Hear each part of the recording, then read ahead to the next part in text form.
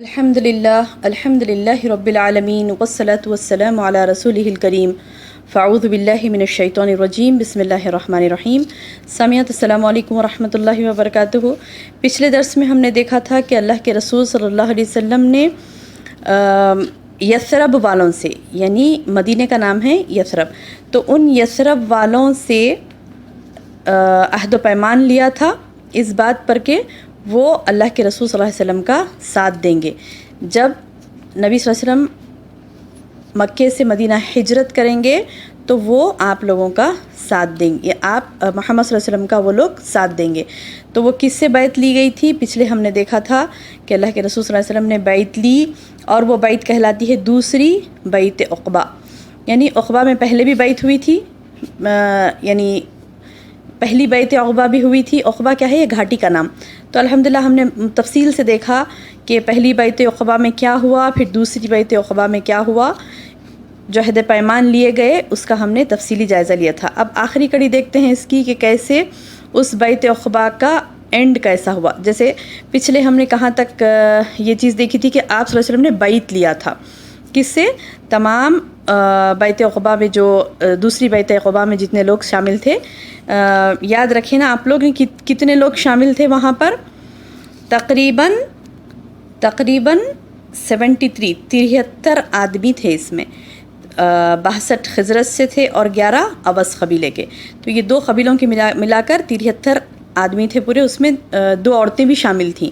تو بہرحال اللہ کے رسول صلی اللہ علیہ وسلم نے ان سے تمام عہد و پیمان لی۔ عباس رضی اللہ عنہ بھی بات کی اللہ کے رسول صلی اللہ علیہ وسلم کے ساتھ آ کر، اور جیسا میں نے بتایا تھا پچھلے آپ کو کہ ان لوگوں نے رات میں چپکے سے بیعت عقبہ کا یعنی عقبہ کی گھاٹی کا رخ کیا تھا۔ یثرب کے لوگ بھی سب کے ساتھ سو گئے تھے ڈیروں میں، حج کے موسم میں آئے تھے نا وہ لوگ، سب کے ساتھ ڈیروں میں سو گئے تھے، لیکن کیا کیے وہ لوگ؟ جیسے ہی 1/3 حصہ گزرا تھا رات کا تو وہاں سے چپکے سے وہ لوگ نکلے تھے، نکل کر بیعت عقبہ میں عقبہ کی گھاٹی میں جمع ہوئے تھے۔ تو بہرحال بہنوں، وہاں پر جب وہ لوگ جمع ہوئے، اللہ کے رسول صلی اللہ علیہ وسلم نے ان سے بیعت لی، تو تمام مرد حضرات سے ہاتھ پہ ہاتھ رکھ کر انہوں نے بیعت دی، سوائے ان 2 عورتوں کے جو ان کے ساتھ شامل تھے، وہ ان عورتوں سے صرف زبانی بیعت لی گئی، ان سے مصاحفہ نہیں کیا گیا۔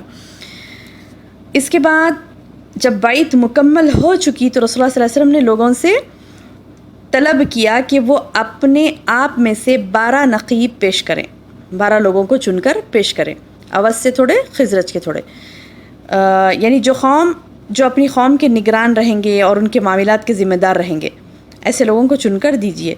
تو ان لوگوں نے کیا کیا؟ یثرب والوں نے جو 73 لوگ تھے انہوں نے کیا کیا؟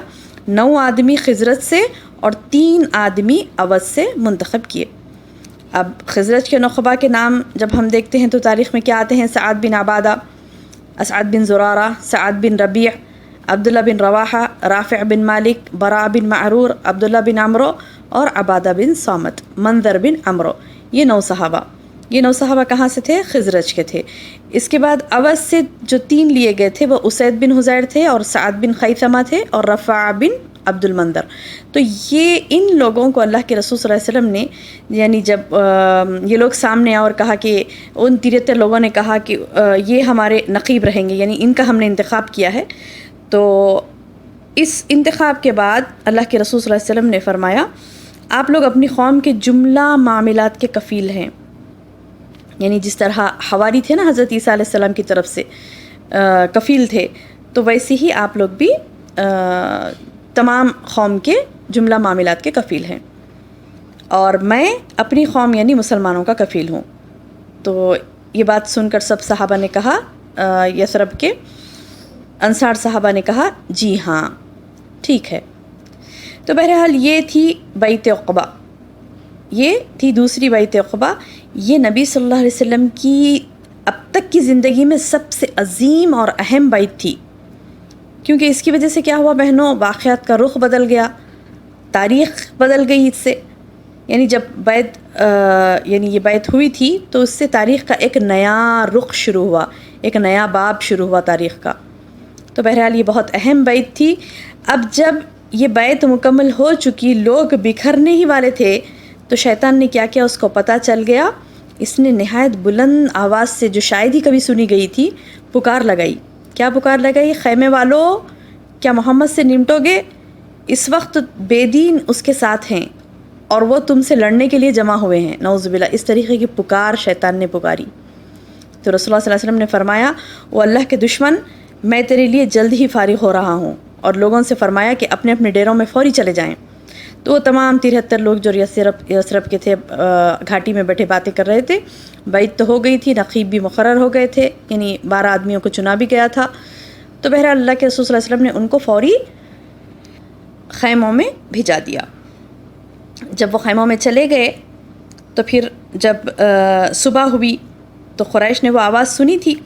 تو قریش نے کیا کیا؟ احتجاج کیا اور اہل یثرب کے خیموں کے طرف، یعنی ان کے خیمے جو تھے وہ خیموں کی طرف گئے. کون؟ قریش. اور جا کے کیا کیے؟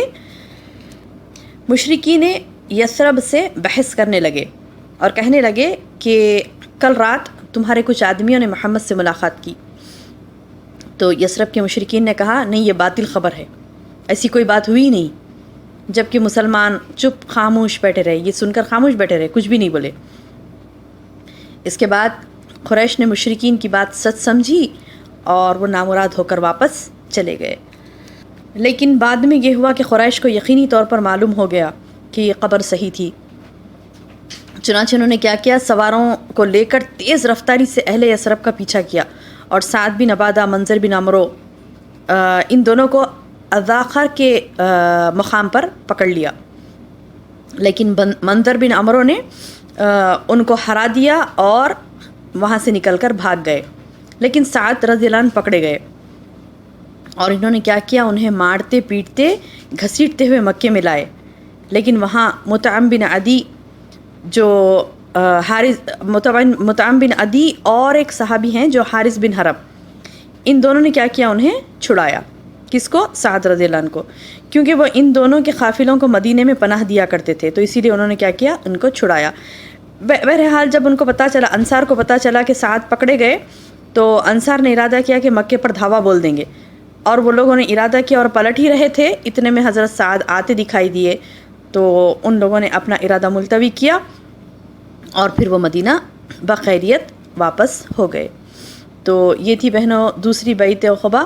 انشاءاللہ اگلے درس میں دیکھتے ہیں کہ آگے کیا ہوتا ہے. اللہ تعالیٰ سے دعا ہے کہ اللہ تعالیٰ ہمیں سیرت النبی صلی اللہ علیہ وسلم کے ہر پہلو کو یاد رکھنے والا بنائے. آمین یا رب. السلام علیکم ورحمۃ اللہ وبرکاتہ.